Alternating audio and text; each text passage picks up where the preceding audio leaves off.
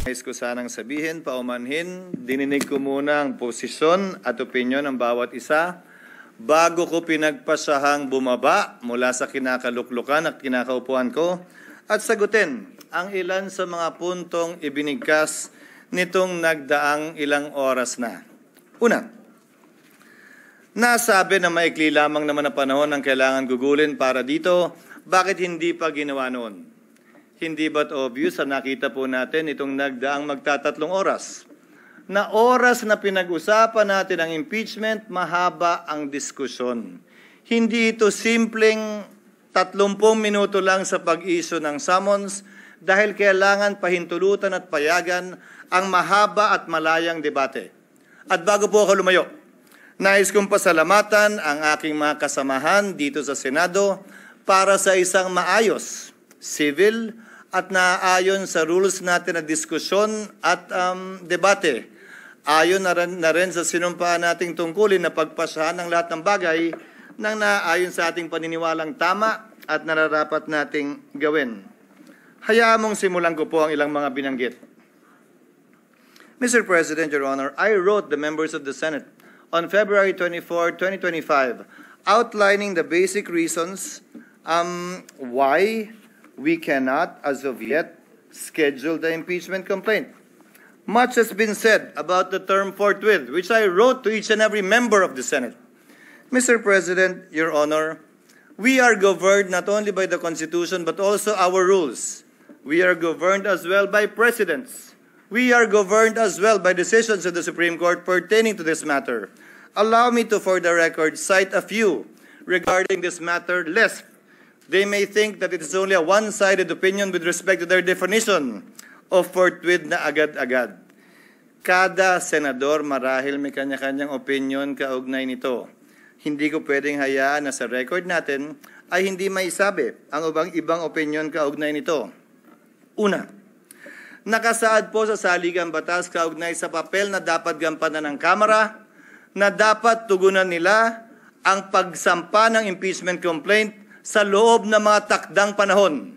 Kung ilang session days para ilagay sa calendar, ilang session days para ilagay sa Committee on Justice, ilang session days para pagpasahan, ilang session days para pagdesisyonan ng plenaryo ng Kamara. Nakalagay din sa rules ng Kamara, anumang impeachment complaint regularly filed by one member, dapat po immediately, hindi po forthwith, immediately, i-transmit ng Secretary General sa Speaker. Nakalagay din sa sariling rules ng Kamara, ang Speaker dapat sa loob ng 10 araw i-refer sa Committee on Justice. Bakit mahalaga yon? Dahil sang-ayon sa desisyon ng Korte Suprema sa Francisco case, dyan magsisimula ang 1-year ban sa pagsasampa ng pangalawa, pangatlo o pang-apat na impeachment complaint. Hindi yan ginawa ng Kamara. Sa katotohanan, hanggang nag-adjourn tayong lahat bilang Kongreso noong February 5, hindi yan ginalaw ng Secretary General sa kabila ng magkatabi lamang naman ng opisina ng Secretary General at ng Speaker. Sasabihin marahil ng ilan, tapos na yan. Lumipas na yan, tulad ng sinabi ni Senator Coco, wala na tayong magagawa dyan. Nandun ako. Pero may katanungan akong iiwan bago nating lisanin ang puntong yan. Nasaan yung mga nagrereklamong dapat agad-agad? Nasaan yung mga nagsasabing ngayon na, wag nang pagpaliban, ba't ba dinedelay? Inupuan po na mahigit 2 buwan, magtatatlong buwan nga ito. Hindi inaksyonan. Wala naman ako narinig na nagreklamo na nasa na yung agad-agad. Sa kanila nakalagay immediately, may takdang araw pa. Yan ang paksa ng petition sa Korte Suprema ngayon na inihain ni Vice President Sara Duterte kaugnay sa pag-iiwas sa tinatawag niyang 1-year ban na nakasaad sa saligang batas. Now let me proceed to forthwith. I quoted this in my letter to all the senators. Forthwith, citing various cases, Mr. President, Your Honors, means within a reasonable time, which may be longer or shorter period according to the circumstances of a particular case. It means it is elastic in nature and varies with every case. Quote, it may be modified by circumstances and the nature of the duty to be performed. Marami po nagsasabi ng opinion na agad-agad. Kung gaano karami po ang abogado, kung gaano karami po ang marunong at magaling, ganoon din kadami marahil ang kanilang interpretasyon. Pero nasaan ang probisyon ng saligang batas, desisyon ng korte nag-iinterpreta doon na nagsasabing agad-agad nga ang ibig sabihin yan, samantalang hindi naman agad-agad ang interpretasyon ng salitang immediately ng Kamara. Kung talagang immediately ang gusto, edi sana ang sinulat ng mga nagsulat ng konstitusyon, immediately din tayo. Yung immediately nga ng House, hindi yun ang interpretasyon. Tapos tayo ganyan. If the prosecutors themselves, the complainants themselves were not that interested and sat on these complaints for over 2 months, tayo bigla ngayon, mamadaliin nila habang nagpabanjing-banjing sila ng mahigit 2 buwan sa mababang kapulungan. Pangalawa, bagaman tama si Senator Pimentel at sang-ayon ako na pwede tayo mag-trial habang recess. Ginawa na po yan sa kaso ni Chief Justice Corona. Again, we are governed not only by the Constitution, by our rules, but also by precedents. Subalit, may malaking pagkakaiba. Dapat nasimulan, na-refer, at nagkaroon ng plenary action sa articles of impeachment upang makonstitute ang impeachment court bago ito magpatuloy habang recess. Maraming nagsabi, mag-trial na tayo, mag-convene na tayo, sumampa na tayo habang recess. Sa pananaw at palagay ko, labag yan sa saligang batas. At dun sa mga talagang gustong matanggal si Vice President Sara Duterte, dun sa mga galit sa kanya, inis sa kanya at gustong madali itong impeachment, para mo lang dinagdag, binigyan siya ng dagdag na balang questionin ito sa Korte Suprema. Dahil hindi po pwede yan. At hindi po ako papayag na mangyari at gawin yan dahil lamang gusto nila at nagmamadali sila. Sinabi ko na sa simula pa lang, ng impeachment process na ito, 1 linggo matapos i-file yan dito sa Senado, 2 oras bago tayo mag-adjourn sa huling araw ng ating sesyon. Sabi ko, hindi ako makikinig, susunod o magpapadala sa sino mang pabor sa impeachment at ayaw kay Vice President Duterte.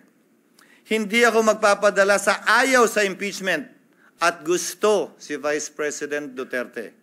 Trabaho ko bilang tagapangulo ng Senado, hindi nga lang ako, trabaho nating lahat, na maging pantay at pareha sa ating pagtingin. Yan ang rason, hindi naman tsamba lang yun at nagkataon. Yan ang rason kung bakit ang babaeng sumisimbolo ng hustisya ay nakapiring. Wala dapat tinitingnan o tinititigan. Wala dapat kinakampihan dahil lamang nagkataong ganun ang nangyari. At dahil nagkataong ayaw ko siya ganyan ang gawin nyo. Let's go back to precedents, Mr. President. 3 lamang na impeachment complaint ang naitawid ng Kongreso patungo sa Senado na inabutan ko na matapos ang 1987 Constitution. 3 po lamang.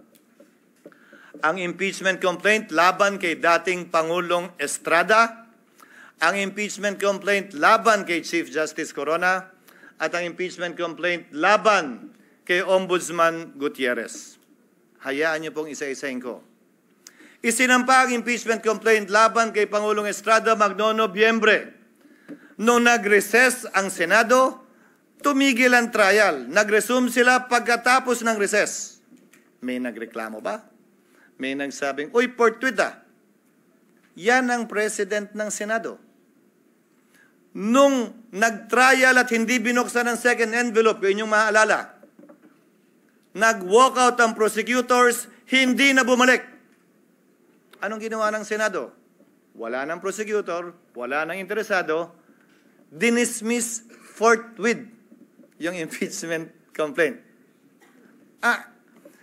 Dahil nawala na yung prosecutors. Tama nga naman. Hindi na pala interesado yung mga prosecutor, ano pang gagawin ng Senado magtawag ng hearing? Sa kaso ni Chief Justice Corona, sinampa 5 araw bago mag-adjourn ng Senado. Nagsimula ang trial pag-resume pagkatapos ng Christmas break. Pero bago mag-break o habang break, nag-issue ng summons, nagkasagutan. yun naman talaga yung balak natin pag-resume nitong 2 linggong ito. Yun lang, Mr. President, mga kasamaan. Ang kaisa-isang impeachment complaint na nasimulan at natapos ng Senado. Yung pangatlong impeachment complaint ni Ombudsman Mercy Gutierrez.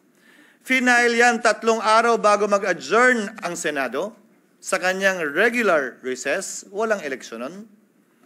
Nung nag-resume, dun lamang sinet ang trial. Pero bago nag-resume ang Kongreso, nagbitiw si Ombudsman Gutierrez. Ano ang ginawa ng Senado? Walang trial, hindi kinonvene ang impeachment court, as a Senate, dinismiss yung impeachment complaint. Pinagpasahan nila. Resign na pala eh. Wala na tayong kailangan gawin. Naalala niyo po yung debate? Na meron pa namang penalty of absolute perpetual disqualification. That was discussed. But by way of precedent, the Senate did that. So if you look at the past presidents of the Senate, nagawa po nila yon, pinagbotohan po nila yon. Without convening the impeachment court. Wala pong nagsabi, hoy, inaabandon na ninyo ang inyong constitutional duty nung ginawa ng Senado yon. Paano po yan, Ginoong Pangulo? Pagsang-ayon ba ang karamihan o ng pinakamaingay o matatalino sa ating bansa? Okay lang?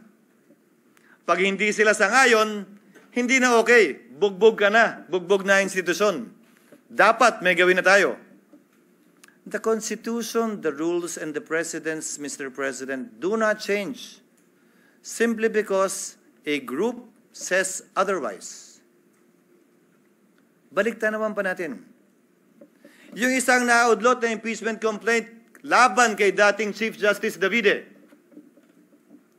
Karamihan sa mga civil society groups tutol doon sa impeachment complaint na yon. Tungkol sa corruption din yon. Tungkol sa pag-aabuso din ng poder yon. Parehong mga grounds, dahil yun naman ang ground ng impeachment talaga eh. Anong sinabi nung halos parehong grupo ngayon na gusto ang ulo ni Vice President Sara? Ay, masama yung impeachment yan. Hindi yan dapat i-file. Dapat i-dismiss nyo yan. Mabuting tao si Chief Justice Davide. Nagsalita pa ang mga miyembro ng Senado noon. Kahit padala yan ng Kamara sa amin, hindi namin tatanggapin yan. Sinabi din po ng Senado noong mga panahon yun. At saka busy kami sa budget. Kailangan muna namin unahin yan bago yan. Babalik ko ang katanungan. Nagbabago ba? Depende kung sinong may gusto. Hindi ba dapat kung ano yung pamantayan at batayan kaugnay ng impeachment complaint, sino man ang nasasakdal? Pareho at parehas ang pagtrato natin. Ngayon, kaugnay ng kasalukuyang impeachment complaint, nakalagay po sa rules ng Senado, ang impeachment proceedings dapat i-refer sa Committee on Justice. Ang ginawa ng Senado, bagaman pareho ang rules natin na bahagi ng ating President, ni-refer sa Committee on Rules na siyang naging hudyat para buuin ang impeachment court. Sa Estados Unidos, kung saan natin kinopya ang karamihan ng mga provision ng ating impeachment rules, ang mga miyembro ng Kamara na naghain ng impeachment o mga prosecutors, sila ang nagbabasa niyan. So, nung nakita po namin sa parte ng Secretariat, yung President na yon, nung nakita po namin yung provision na dapat sa Committee on Justice i-refer, sinuggest namin na basahin yung Articles of Impeachment ng prosecutors mismo. Sa Senado, hindi pa sa Korte. Para magsilbing hudyat yon ng pag-convene ng impeachment court at panunumpa ng mga judges ng impeachment court.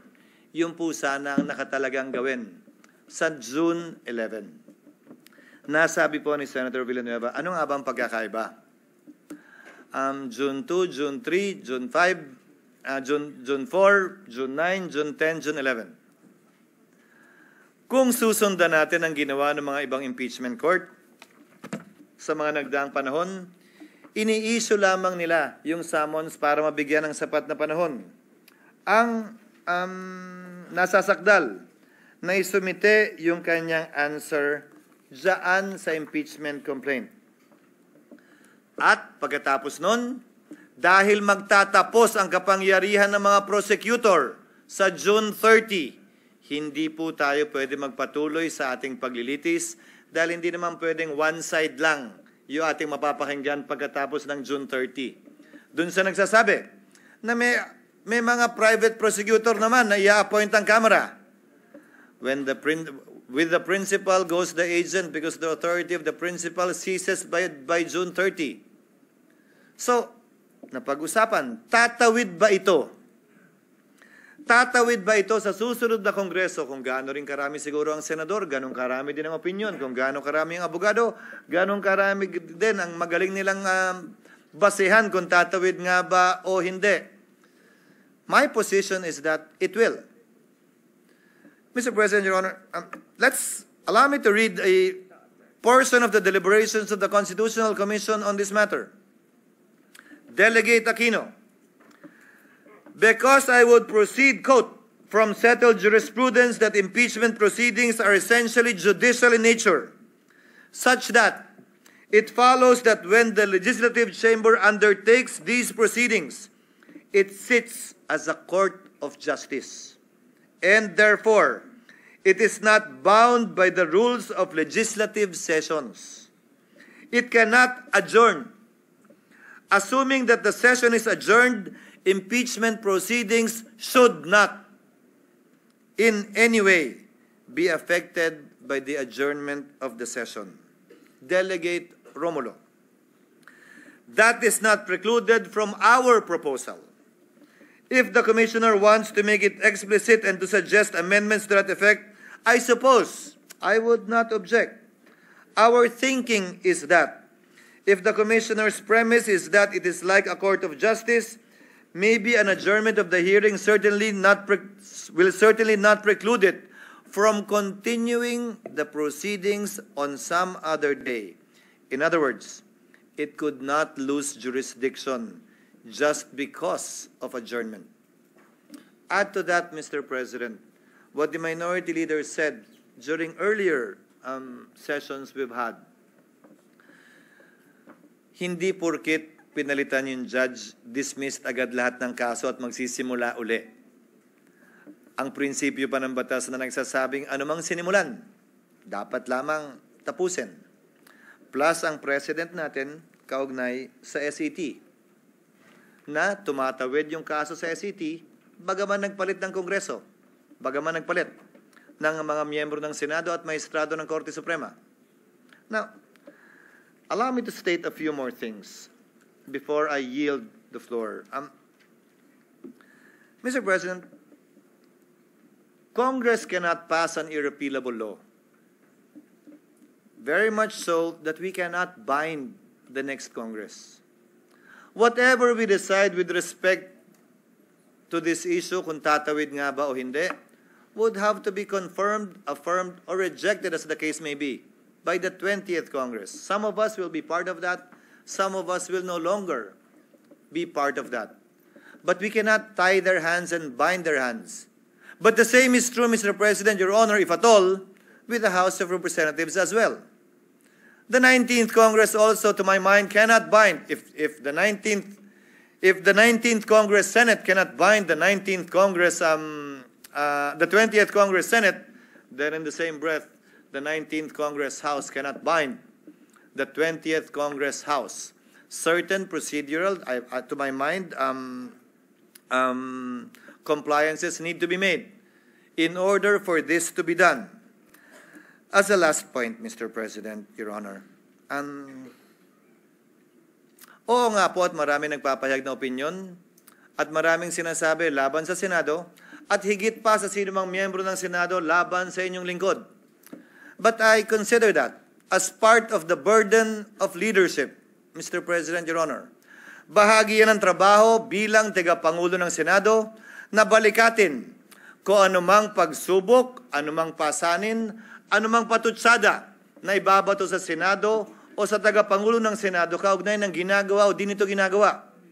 Pero alalahanin din sana ng ating mga kababayan, bagaman karapatan nilang sabihin at magsabi ng kanilang nasa sa loob, tulad ng paggalang na ginagawa natin sa mga nagpapahayag ng kanilang opinyon sa labas lamang ng Senado. Para po sa akin, lahat po ito ay welcome at respetado ko dahil sa isang demokrasya, importante ang malayang pagpapahayag ng opinyon. Sa isang demokrasya, Ginoong Pangulo, hindi naman pwedeng nagkakasundo tayo sa lahat ng bagay. Sa isang demokrasya, tama lang, okay lang at dapat lang na magkakaiba tayo ng pananaw, basta't hindi tayo nagsasakitan, basta't hindi tayo nag-aaway o dumarating sa punto na magkakasakitan. Malaya tayo makakapagdebate, pero sa dulo, tulad lamang ng nakarang eleksyon, pagbobotohan po natin ito at ito'y masesettle sa pamamagitan ng botohan. Sino man ang manalo sa botohan, hindi nangangahulugang tama. Sino man ang matalo, hindi nangangahulugang mali. Iyon ang gusto ng nakararami. Gayon din sa mga opinyon na inihahayag sa ngayon. Hindi porkit yan ang tingin ninyo, tama na kayo. Hindi porkit na hindi sang-ayon ang ibang tao sa inyo, mali na sila. Hindi po ganun yun. That I am not, or anyone here in the Senate is not on your side, does not mean that they are wrong and you are right. Only history will be the judge of that. Kaugnay naman ng mga legal na opinyon. Dapat ganito, dapat ganyan, ito ang forthwith, dapat ngayon na, dapat bukas, pwede sa Miyerkules. Ang pwede lamang po naman magpasya ng legalidad niyan ay ang Korte Suprema. Hanggat hindi po nangyayari yan, malaya tayong pwedeng magdebate at sabihin ang ating kanya-kanyang posisyon na buong na bukas at buong pahintulot ang binigay ng Senado para mapakinggan yan. Hindi lamang sa iba't ibang social media platforms, pati dito sa plenaryo ng Senado. Again, Mr. President, before I conclude, I thank our colleagues for enunciating their opinion, their positions on this matter, and for the healthy debate that we saw and heard regarding this matter. As stated by Senator Tulfo earlier, at some point in time, we will have to put this to a vote. And as I believe, we will put this to a vote in the next few minutes. Hiling at dalangin ko. Ano man ang maging resulta na ninanais ng mas nakararami, galangin ng kada at bawat miyembro ng Senado. Dahil sa dulo, tagapangulo man ako ng Senado, batikang senador ka man o baguhan, tigi-tigisa lang po tayo ng boto. Pantay-pantay po tayo pagdating sa kapasyang ito. Maraming salamat po sa inyong pasensya, sa oras at paumanhin kung medyo mahaba-haba po ng konti ang aking mga sinambit na salita. Salamat po at salamat sa pasensya at sa oras na binigay ng ating Minority Floor Leader.